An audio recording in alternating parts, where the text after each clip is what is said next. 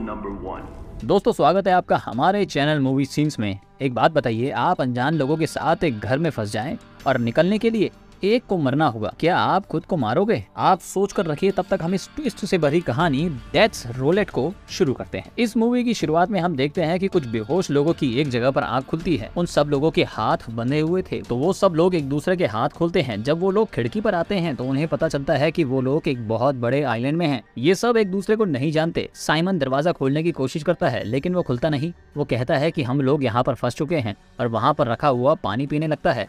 जब एक लड़की कहती है कि इसमें जहर हो सकता है, साइमन कहता है कि अगर उन लोगों को हमें मारना होता तो वो हमें पहले ही मार चुके होते। साइमन सोचने की कोशिश करता है और सबसे पूछता है कि क्या किसी को याद है कि वो यहाँ कैसे पहुंचा। टेरेसा, जो कि एक एयर होस्टेस है, कहती है कि जब मैं होटल में रेडी होकर निकल रही थी तो किसी ने मुझे किडनैप किया। साइमन एक इंस्पेक्टर है, उन्हीं में एक डॉक्टर अरमांडो है। एस्टेबन एक बिजनेसमैन है जिसकी वाइफ मार्ता और बेटी लूपे भी उसके साथ हैं। वो कहता है कि ये किडनैपिंग जरूर पैसे के लिए की गई है। जब पैसे की डिमांड की जाएगी तो हम उन्हें पैसे देकर यहाँ से निकल जाएंगे। लेकिन वहाँ एक बूढ़ा आदमी था जिसे टॉर्चर किया गया था। वो कहता है कि ये किडनैपिंग पैसे के लिए नहीं बल्कि टॉर्चर करने के लिए की गई है। Rule number 1। वहाँ स्पीकर से एक अनाउंसमेंट होती है कि उन्हें एक गेम खेलना होगा जिसके 3 रूल्स हैं। रूल नंबर पहला, उन्हें उनमें से किसी एक को मारने के लिए चूज करना होगा।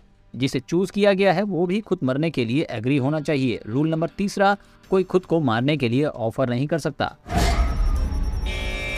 1 घंटे में अगर इन्होंने डिसाइड नहीं किया तो सब लोग मारे जाएंगे। वहाँ सब लोग घबरा जाते हैं। एस्टेबन और उसकी वाइफ सबको शांत करते हुए कहते हैं कि हमारे बहुत अच्छे कॉन्टेक्ट्स हैं और हमारे लोग हमें ढूंढते हुए कभी भी यहाँ पहुँच जाएंगे। अब बात आती है कि मरेगा कौन। टेरेसा कहती है कि साइमन को मरना चाहिए क्योंकि वो एक पुलिस इंस्पेक्टर है और उसे सिविलियंस को बचाने के लिए खुद की जान देनी चाहिए। बूढ़ा आदमी कहता है कि मुझे मार दो क्योंकि मैं बूढ़ा हो चुका हूँ, मेरी कोई बीवी और बच्चा भी नहीं है। सब लोग इस बात से एग्री करते हैं लेकिन लूपे इस बात से डिसएग्री करते हुए कहती है कि ये बूढ़ा है, इसका मतलब ये नहीं कि ये मर जाए। अरमांडो कहता है कि मैं साल में हजारों लोगों की जान बचाता हूँ, इसलिए मैं तो बिल्कुल नहीं मर सकता। मार्ता कहती है कि हमारी कंपनी भी लाखों लोगों को रोजगार देती है, हम भी बिल्कुल नहीं मर सकते। जब बूढ़ा आदमी कहता है कि मुझे सेक्रीफाइस कर दो तो बाहर से एक लड़का और एक लड़की आकर उसे गोली से उड़ा देते हैं।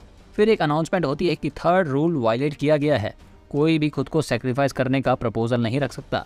कुछ देर बाद एक दरवाज़ा खुलता है और सब लोग दूसरे कमरे में चले जाते हैं जहां अरमांडो को एक लेटर मिलता है जिसमें लिखा था कि गेम को कंटिन्यू करने से पहले उन्हें एक पजल को सॉल्व करना होगा। लेटर्स में उन लोगों के कुछ पर्सनल क्वेश्चंस लिखे थे, उनका जवाब ही उस पजल का सॉल्यूशन है। सवाल में जैसे टेरेसा की बीमारी का नाम क्या है, लूपे की फर्जी डिग्री कौन सी है, साइमन ने धोखा किसे दिया, एस्टेबन का अफेयर किसके साथ था जिसका जवाब उसकी बीवी देती है, इसका मतलब उसकी बीवी को उसके अफेयर के बारे में पता था। अरमांडो की सेक्सुअल बीमारी का नाम क्या है, मार्ता की बहन का नाम क्या है। लूपे कहती है कि उसकी माँ की कोई बहन नहीं है, लेकिन जब मार्ता अपनी बहन का नाम बताती है तो लूपे हैरान होकर पूछती है कि मुझे कभी क्यों नहीं बताया। मार्ता कहती है कि वो तुम्हारे जन्म लेने से पहले ही मर गई थी, इसलिए हमने ये बात छुपाई। ये सब काफी हैरान थे कि किसी को इनके पर्सनल लाइफ के बारे में इतनी चीजें कैसे पता है। पजल सॉल्व होने के बाद एक नाम सामने आता है जो होता है पैब्लो वेगा। साइमन शॉक्ड होते हुए कहता है कि पैब्लो वेगा एक क्रिमिनल है जिसे वो काफी समय से पकड़ने की कोशिश कर रहा है। साइमन ने उसे कभी नहीं देखा लेकिन एक बार वो उसका पीछा करते हुए एक जगह पहुंचता है जहां पर वो उसकी परछाई देखकर उसे शूट कर देता है, लेकिन उसे पता चलता है कि उसने पैब्लो वेगा की जगह उसकी वाइफ को शूट कर दिया है। वो समझ जाता है कि इसी वजह से उसे यहाँ पर किडनैप करके लाया गया है। ये सब सुनकर मार्ता का तो सर चकरा जाता है।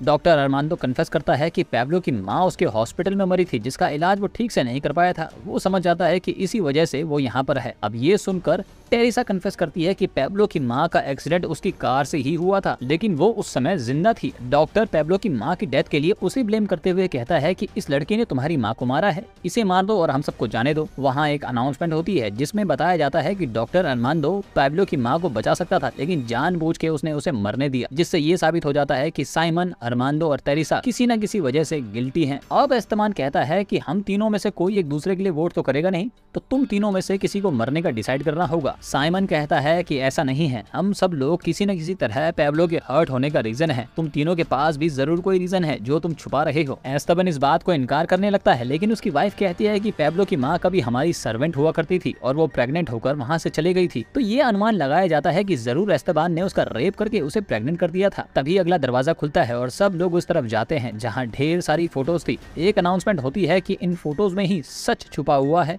सच ढूंढो।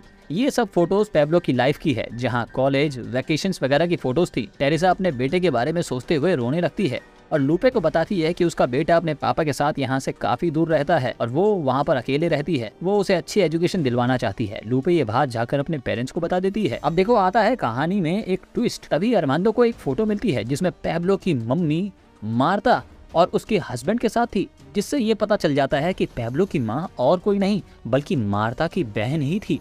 मार्ता बताती है कि उसकी बहन मेंटली डिस्टर्ब थी, जिस वजह से उसे थेरेपी दी गई। फिर उसके साथ किसी ने रेप कर दिया, जिस वजह से वो प्रेग्नेंट हो गई। उसे अबॉर्शन करने के लिए बोला गया, लेकिन वो नहीं मानी, तो उन्होंने वो बच्चा किसी और को दे दिया। उस बच्चे के हाथ में एक निशान भी था। आया ना मजा। टेरेसा चिल्लाते हुए कहती है कि तुम लोग अभी तक इतने शरीफ बन रहे थे, तुम ही सबसे बड़े मुजरिम हो। वो बोलती है कि मैं मार्ता के लिए वोट करती हूँ कि इसे मरना चाहिए। मार्ता उसे ब्लैकमेल करते हुए कहती है कि अगर तुम चाहती हो कि तुम्हारे बेटे को एक अच्छी एजुकेशन मिले तो तुम खुद को सेक्रीफाइस कर लो, हमारे पास इतना पैसा है कि हम उसका ध्यान रखेंगे। टेरेसा सोच में पड़ जाती है। एस्तेबान भी उसे कन्विंस करने की कोशिश करता है। टेरेसा ऑलमोस्ट मान ही जाती है, लेकिन आखिर में वो कहती है कि अगर मेरा बेटा तुम्हारे साथ रहा तो वो तुम्हारी तरह बन जाएगा। इससे अच्छा तो वो जहाँ है, जैसा भी है, वही ठीक है। जब एस्तेबान को कुछ होता हुआ नहीं दिखता तो वो साइमन को इशारा करते हुए उसके लिए वोट करने के लिए कहता है। साइमन और बाकी सब उसे मारने के लिए वोट करते हैं, लेकिन मार्ता उसे बचाने के लिए खुद के लिए वोट करने को कहती है। वो कहती है कि सारी गलती मेरी है और खुद को मारने के लिए रेडी हो जाती है। अरमांडो और बाकी दोनों तो काफी आसानी से उसके लिए वोट करते हैं, लेकिन उसकी फैमिली को जबरदस्ती वोट करना पड़ता है। मार्ता बैठकर एक्सेप्ट करती है और टाइमर रुक जाता है। फिर वो अगले रूम में जाते हैं जहाँ ढेर सारा खाना रखा हुआ था। वो लोग सोचते हैं कि शायद उनके कन्फेशन की वजह से उन्हें छोड़ दिया गया है। अरमांडो और साइमन तो खाना खाने लगते हैं, लेकिन तभी साइमन के हाथ में कुछ छुपता है। अरमांडो को उसमें एक चाकू मिलता है जिस पर एक टैग लगा हुआ था कि जिसे चूज किया गया है उसे मारो। क्लॉक दोबारा से शुरू हो जाती है और अरमांडो मार्ता को मारने के लिए खड़ा हो जाता है। वो मार्ता को मारने के लिए आगे बढ़ता है, लेकिन एस्तेबान उसे पकड़ के उसे ही मार देता है। जब वो अपनी आखिरी सांसें लेने लगता है तो टेरेसा उसके पास जाकर उससे रिक्वेस्ट करती है कि वो खुद का नाम देने के लिए एग्री हो जाए। अरमांडो मरने से पहले खुद की मौत के लिए एग्री हो जाता है। सब लोग वोट करते हैं और वो लोग उसे मार देते हैं। तभी क्लॉक रुक जाती है और गेट खुल जाते हैं। ये सब समझ जाते हैं कि इन्हें छोड़ दिया गया है क्योंकि इन्होंने गेम को कंप्लीट किया है। लेकिन ट्विस्ट अभी बाकी है। जब ये बाहर जाते हैं इन्हें घास की दीवारें दिखती हैं। ये समझ जाते हैं कि ये एक मेज यानी कि भूल भुलैया के बीच में है। इन सबको यहाँ से निकलना होगा। ये सब लोग पहले एक साथ होते हैं, लेकिन एस्तेबान और उसकी फैमिली अलग हो जाती है और साइमन और टेरेसा अलग। वहाँ दोनों शूटर भी उन्हें शूट करते हुए फॉलो कर रहे थे। टेरेसा जो कि साइमन के साथ थी हड़बड़ाती हुई अलग हो जाती है। वो लोग शूटर से बार बार बच जाते हैं। आखिरकार टेरेसा मेज से बाहर निकल जाती है, लेकिन तभी एक गाड़ी आकर उसे टक्कर मार देती है। एक आदमी उसके सामने आकर खड़ा होता है जिसे हम देख नहीं पाते। ये आदमी असल में साइमन ही था। साइमन ही पैब्लो था जो हर समय इनके साथ था और सब चीजें देख रहा था। टेरेसा उसे छोड़ने को कहती है, मगर पैब्लो उसके ऊपर कार चढ़ाकर वहां से चला जाता है। दूसरी तरफ एस्तेबान और उसकी फैमिली भी मेज से निकलकर एक बोट पर चढ़ जाते हैं। जब पीछे से साइमन उन्हें रुकने को कहता है, लूपे अपने फादर को उसकी हेल्प करने को कहती है। साइमन अंदर चढ़ जाता है। जब वो अपनी शर्ट निकालता है तो मार्ता उसके हाथ पर वो निशान देख लेती है और समझ जाती है कि वो ही पैब्लो है। पैब्लो सब पर गन तान देता है और वो मार्ता और एस्तेबान को गन देता है जिसमें सिर्फ एक गोली थी। दोनों बारी बारी एक दूसरे को शूट करते रहेंगे जब तक कि गोली ना चल जाए। अगर चालाकी करने की कोशिश की तो पैब्लो उनकी बेटी को मार देगा। मार्ता जब एस्तेबान को शूट नहीं कर पाती तो वो उसे उकसाने के लिए उसकी बेटी और माँ को सच बताता है कि किस तरह एस्तेबान ने लूपे की स्कूल फ्रेंड्स के साथ सेक्स किया, और यही नहीं बल्कि लूपे तक के साथ उसने सेक्स किया जब वो छोटी थी। लूपे इस चीज को कंफर्म करती है। उसने इसी तरह काफी लड़कियों को परेशान किया। मार्ता कोशिश करती है लेकिन फिर भी शूट नहीं कर पाती। जब एस्तेबान की बारी आती है तो वो गन पकड़कर शूट करता है, लेकिन गोली नहीं चलती। दोनों शूटर वहां पहुंच जाते हैं। पैब्लो लूपे को इशारा करके उन्हें जाने को कहता है।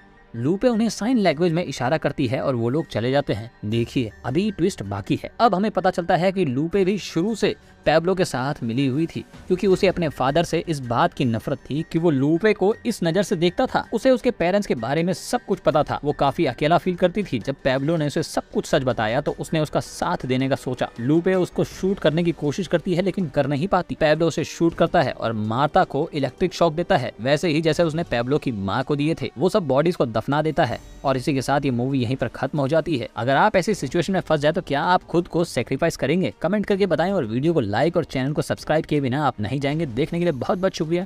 Thank you so much.